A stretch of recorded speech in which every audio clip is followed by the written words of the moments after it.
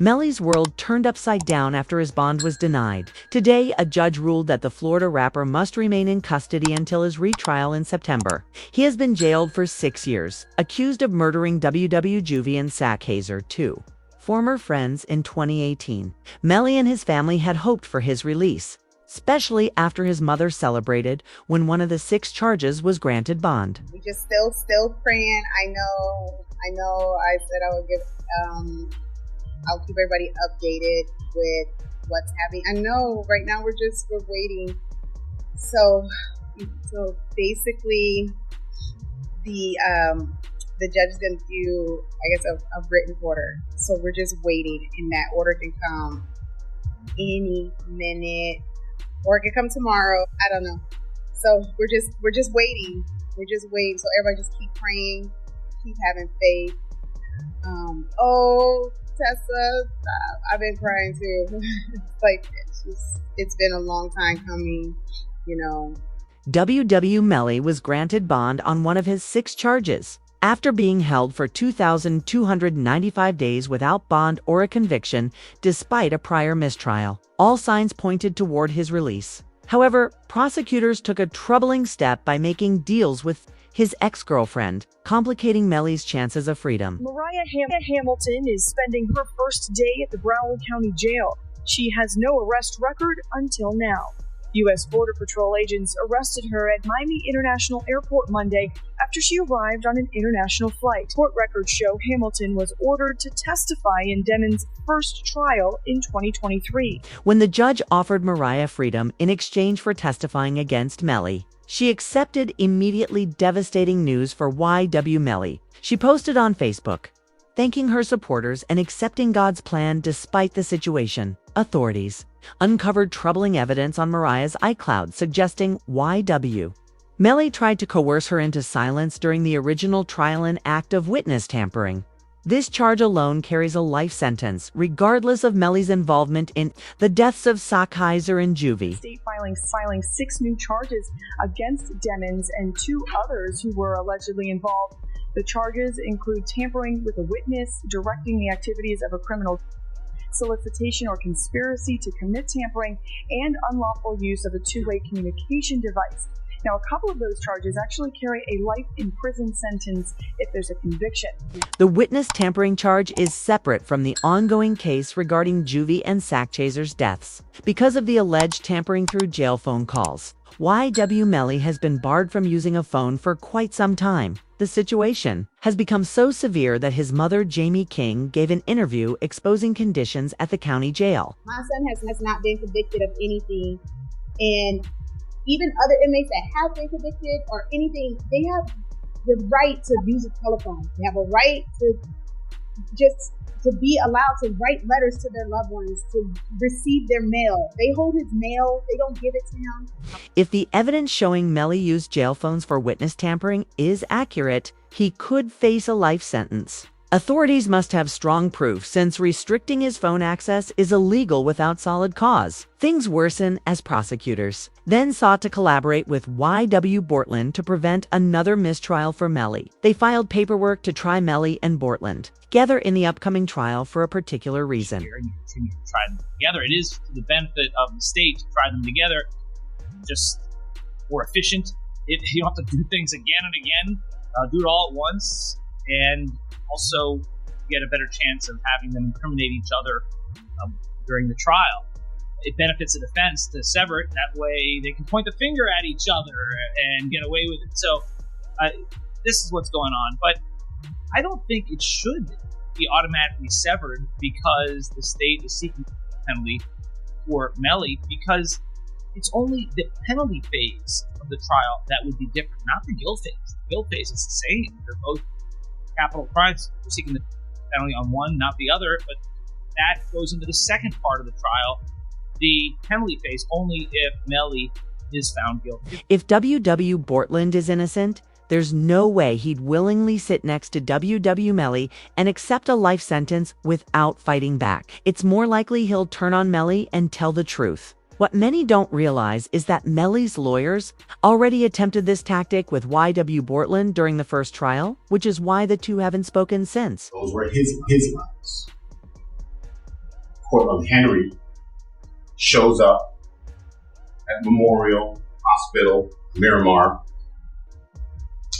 You don't see him sitting there, but where you will see him sitting is in the driver's seat of a car, two bodies, car, riddled with bullets.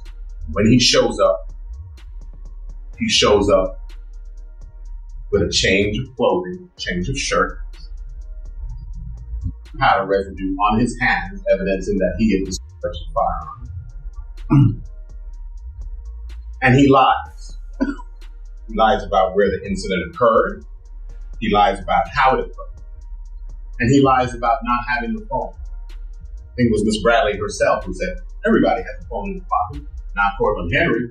Melly's own lawyer told the jury that it was always Bortland lying to the feds. Bortland had powder residue on his hands and was the last person with Sack, Chaser, and Juvie when they died. They even called a forensic scientist to examine the deaths to explain the significance of the powder residue on Bortland. So the right hand of Portland Henry contained 0 particles characteristic of pot residue and two component particles, and the left hand contained 1 particle characteristic of pot residue and 1 two-component particle. And can you explain to us what that means? Basically, overall, there was pot residue present on the hands. W.W. Bortland wasn't happy about this at all, since tweeting a cryptic message the day Melly's mistrial was declared. Mind games don't work on people like me, accompanied by a handshake emoji. He's gone silent on social media, almost like he's accepting a deal. Because of all this, Melly's lawyers plan to appeal the no bond ruling, aiming to repackage their evidence and present it again to the judge. Their strategy includes proposing an unspecified bond paid by his record label, 300 Entertainment. If granted, they assure the judge Melly will be on house arrest, wear an ankle monitor, and have 24/7 security. They should also include an interview with Melly's mother exposing the inhumane treatment he's facing in jail, which is highly illegal and could sway the judge's decision. You saw Melly's statement just saying how he's been hurt, how he's scared for his life. As a mother, how did that make you feel? It's heartbreaking. It made me feel completely helpless. Broward Sheriff's Office definitely needs to be investigated. I mean, they are making up their own rules. We tried to go to court about this situation. The judge really doesn't have any jurisdiction when it comes to the jail, because we actually had a hearing about the mistreatment of him, and the jail they make their own rules. And I don't think that's fair, because I know that they need to answer to someone too. They would also present evidence from the original trial, where Melly's lawyers showed GPS data proving he was sprinting down a street during the crime, hiding in a bush while the alleged drive-by was happening, clearly avoiding the opposing vehicle. That would be part of saying that someone just shut the car up and was trying to shoot him. So I asked him if he was okay, where he was, and he's like, there's a car coming behind him, and I'm hiding. He was like, there's some, there's some, I think they're still out here or something. So I'm like, are you okay? He's like, I'm okay. I said, well, where are Sack and Juvie? And he said, I don't know if they're in the car. I think they're... This supports the claim that it was a genuine drive-by, but what seals it is that no firearm was ever found. Even prosecutors confirmed in the original trial that no gun was recovered, making it likely the shooter fled with the weapon. So the first thing is I didn't have a firearm, so I can't know which I'm going to use in order to replicate any of my tests. So I can't make tests for this duration because I don't know what I'm supposed to use. Okay. Unfortunately, prosecutors hold a significant amount of evidence, making Melly's release unlikely. You decide which side's case is stronger, especially since they have key evidence from Melly's phone, a text he sent hours after the crime, admitting involvement. Gambino asked him if he was okay, and his response was, I did that, and placed a smiley face emoji. And the next message from 10/26/2018 at 16:02 from Eastern Standard Time. The YNW Melly count says what? After that, Also found on Melly's phone was a saved video from someone's Facebook Live, capturing his reaction alongside YW Bortland in a parking lot just 6 hours after the crime occurred.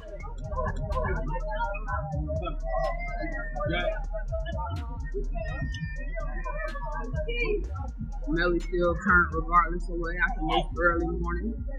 He's still out here being very positive. Turned still. Hey! But no, still turned. Regardless of what happened, you already know. They were seen showing no signs of sadness over the loss of their two closest friends. But here's where new, intriguing evidence emerges from a rogue Roadblock member. He revealed that Melly's motive for the crime was his refusal to share finances with the other YNW members. Did Vaughn really tell you that Melly told him that he was two friends? He ain't come out and say, like, we got into an argument. And so, if when people can say something without saying it. And so he told me, like, once I posted what I posted, Vern was mad at me, bro. Why you put that, bro? Walk the bam. I'm like, you sitting up here, like, you know the love we got. You do this for us, but you gonna trust that his two friends? And he said, you was trying to extort him. And so I'm like, if they was trying to extort him, then why are you still around him? This was supposed to remain a secret Melly confided only to King Von. Sadly, Von shared it with Roadblock members before his passing. They explained that YNW is a registered business where Melly releases music, performs concerts, and sells merch, funneling all earnings through the YW business bank account. Satchesser and Juvie allegedly wanted a cut. As there are 4 members of YW, their expectation was an even 25% split. But Melly refused. With all the money disputes, many fans also questioned how Melly is affording his lawyers. Coincidentally, it went viral that YW Melly's mom started a fan account while he stands trial, sparking an internet storm. Even DJ Academics shared it. YNW Melly's mom has announced that she's going to be starting her own. And I got to be honest with y'all, man. This is perplexing. The reason why it's perplexing is because I can't understand why she's doing this. Your son is fighting for his life. How much, there's certain mothers in hip hop, and you probably can name a few, I won't name all of them, that I feel like their son became stars, but they also wanted to be stars. Blueface's mom is one of them. The situation between Melly's mom and Melly, I always thought was interesting, but I never thought she would do this. If you're wondering if she's doing this for money, this can't be a money. Like, no way in hell. While Academics claims it's not about the money, social media thinks otherwise. A no-jumper interview from 2 years ago with Adam B. Slime and Jamie King shows Adam asking Melly's mother how much money he's spent. She leans back and laughs, implying it's a lot. Meanwhile, Melly's own brother Bime called him out for making dumb purchases.